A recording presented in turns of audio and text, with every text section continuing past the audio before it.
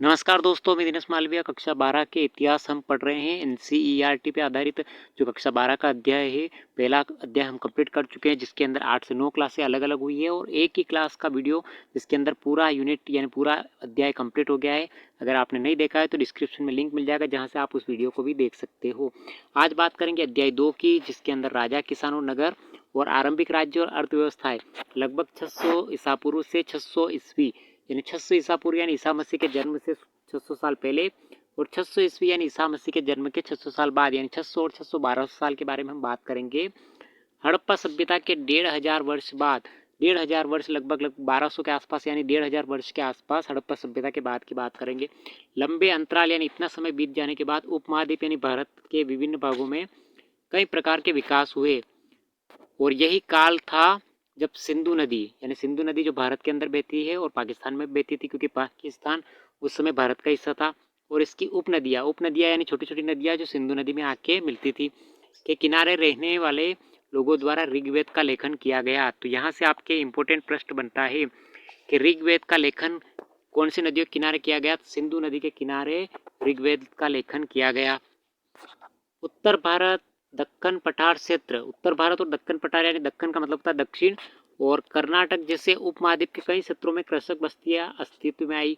यानी दक्कन भारत के अंदर, कर्नाटक के अंदर कृषक बस्तियां यानी खेती करना लोग शुरू कर चुके थे।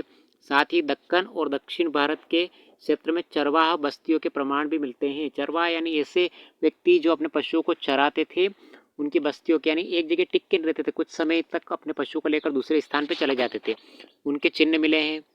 ईसा पूर्व पहली सहस्त्राब्दी, ईसा पूर्व यानी ईसा मसीह के जन्म से 100 साल पहले, शताब्दी मतलब 100 साल पहले के दौरान मध्य और दक्षिण भारत में शवों के अंतिम संस्कार के नए तरीके भी सामने आए। यानी हड़प्पा सभ्यता के बाद ऋग्वेद कालीन के समय शवों को दफनाने के या फिर जलाने के कुछ अंतिम संस्कार के नए तरीके सामने आए, जिनमें महापाषाण, पाषाण का मतलब पत्थर, महा यानी बहुत बड़ा के नाम से ख्यात पत्थरों के बड़े बड़े ढांचे मिले हैं, यानी बड़े बड़े पत्थरों के ढांचे मिले हैं।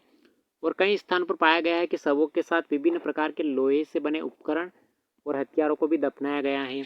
इन्हीं लोहे से बने हथियारों को दफनाया गया है, इसका मतलब दफनाते थे सिंधु सभ्यता के बाद। ये एक अभिलेख मिला है, एक अभिलेख सांची जो मध्य प्रदेश के अंदर है, लगभग द्वितीय शताब्दी यानी दूसरी शताब्दी ईस्वी का। इस पे कुछ लिखा हुआ है, तो इस प्रकार के अभिलेख मिले हैं। ईसा पूर्व 6ठी शताब्दी में नए परिवर्तनों के प्रमाण मिलते हैं। शायद इनमें सबसे ज्यादा मुखर आरंभिक राज्यों, साम्राज्य और रजवाड़ों का विकास हुआ। यानी आरंभिक राज्य, साम्राज्य और रजवाड़े यानी राजा महाराजा का विकास हुआ।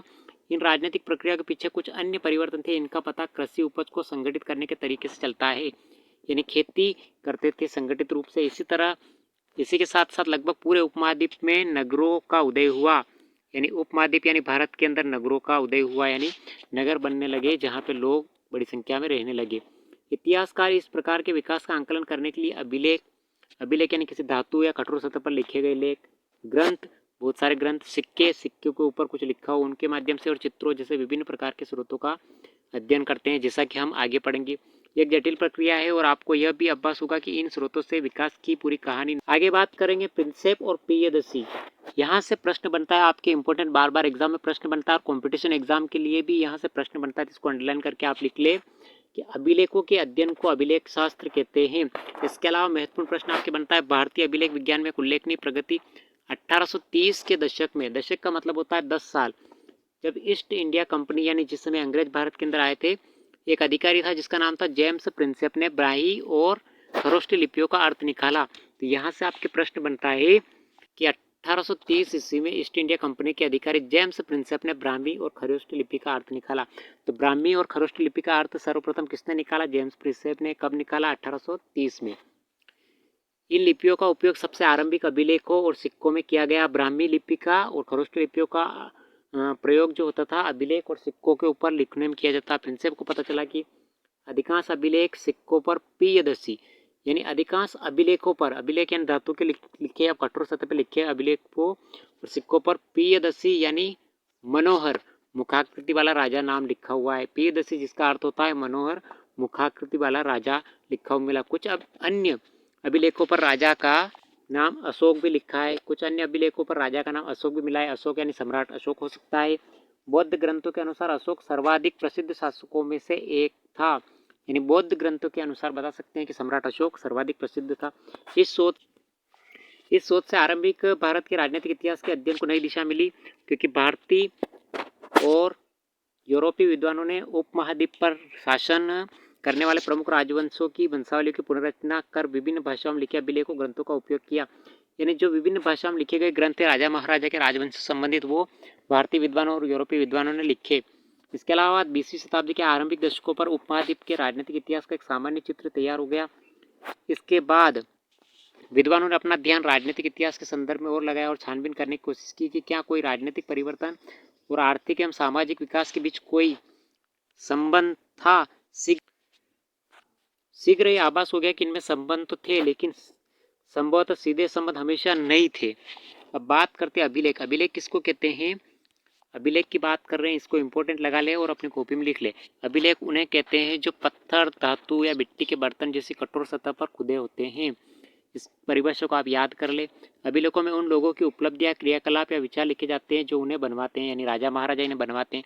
इनमें राजाओं के क्रियाकलाप, यानी किसी प्रसिद्ध राजा ने कोई हवन यज्ञ किया हो या कोई प्रसिद्ध कार्य किया हो, युद्ध में विजय प्राप्त की, तो वो लिखवाते थे अभिलेखों को। महिला और पुरुषों द्वारा धार्मिक संस्थाओं को दिए गए दान का ब्यौरा, यानी अभिलेख कई प्रकार के स्थायी प्रमाण होते थे, क्योंकि जलते कटते नहीं थे। इस कारण कई अभिलेखों में इनके निर्माण की तिथि भी खुदी होती है। जिन पर तिथि नहीं मिली है उनका काल निर्धारण आमतौर पर पुरालिपि अथवा लेखन शैली के आधार पर काफी सुस्पष्टता से किया जा सकता है। उदाहरण के लिए लगभग 250 ईसा पूर्व में अक्षर अ इस प्रकार लिखा जाता है और 500 ईस्वी में इस प्रकार लिखा जाता था, यानी लिपि में अंतर आ गया। प्राचीन अभिलेख प्राकृत भाषा में लिखे जाते थे, तो ये आप अंडरलाइन करके लिख ले कि प्राचीन अभिलेख कौन सी भाषा में लिखे जाते थे? प्राकृत भाषा में। प्राकृत उन भाषाओं को कहा जाता है जो जन सामान्य की भाषा होती थी, यानी साधारण भाषा जैसे वर्तमान बोलचाल की भाषा होती है, ऐसे प्राकृत भाषा का प्रयोग करते थे।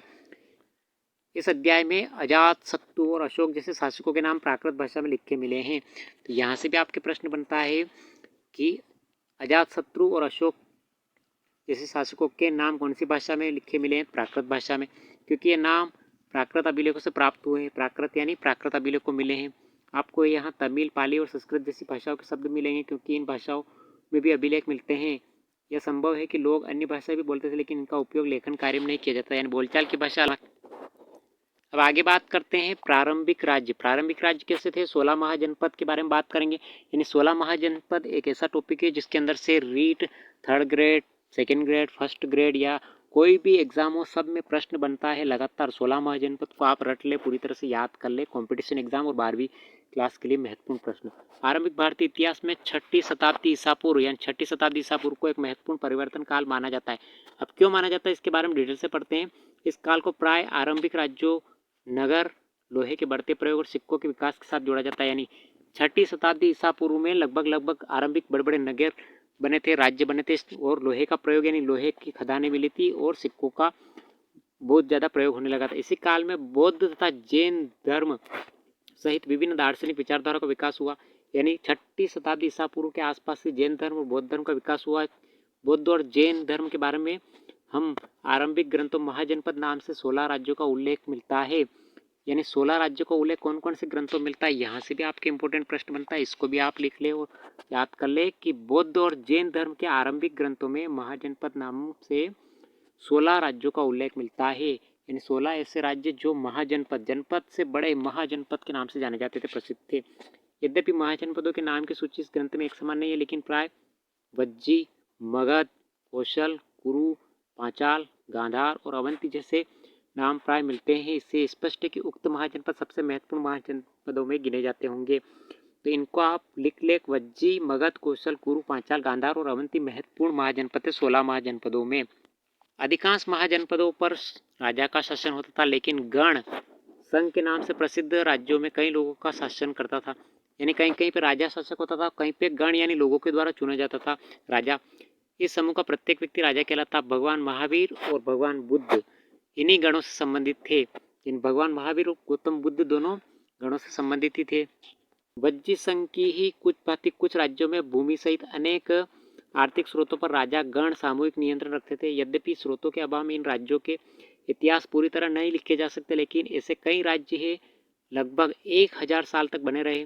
यहाँ देखिए आप जनपद, जनपद का अर्थ क्या होता है? जनपद का मतलब होता है, जनपद का अर्थ ऐसा भूखंड जहाँ कोई जन, यानी जन का मतलब होता है लोग, कुल या जनजाति अपना पांव रखता है अथवा बस जाता है। इस शब्द का प्रयोग प्राकृत और संस्कृत दोनों में मिलता है। तो यहाँ से भी आपके प्रश्न बनता है कि जनपद शब्द का प्रयोग कौन कौन सी भाषा में मिलता है? प्राकृत और संस्कृत दोनों में मिलता है। आगे बात करते हैं। प्रत्येक महाजनपद की एक राजधानी होती थी जिसे प्राय किले से घेरा जाता था। किलेबंद राजधानियों के रखरखाव और प्रारंभिक सेनाओं नौकरशाही के लिए भारी आर्थिक स्रोत की आवश्यकता थी। लगभग 6ठी शताब्दी ईसा पूर्व से संस्कृत में ब्राह्मणों ने धर्मशास्त्र नामक ग्रंथों की रचना शुरू कर दी। तो यहाँ से प्रश्न बनता है आपके, धर्मशास्त्र नामक ग्रंथों की रचना कौन सी शताब्दी शुरू हुई, कौन सी भाषा में? संस्कृत भाषा में, और 6ठी शताब्दी ईसा पूर्व। इनमें शासक सहित अन्य के लिए नियमों का निर्धारण किया गया और अपेक्षा की जाती थी कि शासक वर्ग क्षत्रिय वर्ग से होंगे और शासकों का काम किसानों, व्यापारियों और शिल्पकारों से कर भेंट वसूलना माना जाता था। क्या हम वनवासी और चरवाहों से भी कर के रूप में कुछ लिया जाता था? यानी जो वनवासी, जो चरवाहे होते थे, एक स्थान पर टिकते नहीं थे, पशुओं को लेकर इधर घूमते रहते थे, क्या उनसे भी टैक्स लिया जाता? हमें इतना तो ज्ञात है कि संपत्ति जुटाने का वैध उपाय पड़ोसी राज्यों पर आक्रमण करके धन इकट्ठा करना माना जाता था। यानी बहुत सारे राज्य अपने पड़ोसी राज्यों पर आक्रमण करके उन पर अधिकार करके धन इकट्ठा कर सकते थे। धीरे धीरे कुछ राज्यों ने अपनी स्थायी सेना और नौकरशाही तंत्र तैयार कर लिए। स्थायी सेना और नौकरशाही यानी जो कार्य करने के लिए तैयार कर लिए। बाकी राज्य अब भी सहायक सेना पर निर्भर थे जिन्हें प्राय कृषक वर्ग से लिया जाता। कहीं कहीं तो स्थायी सेना थी और कहीं कहीं पे कृषक, यानी जरूरत पड़ने पर उनका प्रयोग लड़ने के लिए और जरूरत पड़ने पर कृषि कार्य करने के लिए किया जाता था। ओल्गार्की या समूह शासन उसे कहते हैं जहाँ सत्ता पुरुषों के एक समूह के हाथ में होती थी। आपने पिछले वर्ष जिस रोमन गणराज्य के पढ़ा था, पिछले वर्ष यानी 11वीं क्लास में आपने रोमन गणराज्य के बारे में पढ़ा था, वह एक समूह शासन ही था, यद्यपि इसका नाम अलग है। तो ओलिगार्की या समूह शासन किसे कहते हैं, इसको भी आप लिख लें अपनी कॉपी में। अब 16 महाजनपदों में प्रमुख महाजनपद मगध के बारे में अपन डिटेल से अगली क्लास में पढ़ेंगे। उससे पहले अपन नक्शा देख लेते हैं। ये देखिए, ये नक्शे की आपको प्रैक्टिस होनी चाहिए, अभ्यास होनी चाहिए, क्योंकि परीक्षा में, बोर्ड परीक्षा में 12वीं क्लास में जो आपके प्रश्न पूछेंगे वो भारत के नक्शे के माध्यम से पूछा जाएगा। तो कंबोज जो दे रखा है, ये देखिए आप, कंबोज, पुष्कलावती, तक्षशिला और गांधार, ये पाकिस्तान के अंदर है। कंबोज जो दे रखा है वो अफगानिस्तान के आसपास है। तो ये इनकी राजधानियाँ वगैरह भी दे रखी है, जैसे सुरसेन दे रखा है, सुरसेन की राजधानी मथुरा दे रखी है। मत्स्य दे रखा है, ये देखिए आप, कुरु दे रखा है, पांचाल दे रखा है, कौशल काशी, मल्ल दे रखा है, वज्जी दे रखा है, मगध, ये मगध यहाँ पे था, चेदी और अंग दे रखा है। इसके अलावा उज्जैनी, ये उज्जैनी देखिए आप, अंग। ये विभिन्न प्रकार के महाजनपद दे रखे हैं और नीचे जो दे रखा है, सबसे नीचे दक्षिण भारत में अशमक नाम का जो महाराष्ट्र के अंदर है, ये दे रखा है। और आप देख सकते हो इधर पश्चिम में अरब सागर और पूर्व में बंगाल की खाड़ी है। तो ये भारत का नक्शा पूरी तरह से याद कर ले। कैसा लगा वीडियो, लाइक शेयर सब्सक्राइब जरूर करें। मिलते हैं अगली क्लास में। अगली क्लास में हम महाजनपद के बारे में पढ़ेंगे।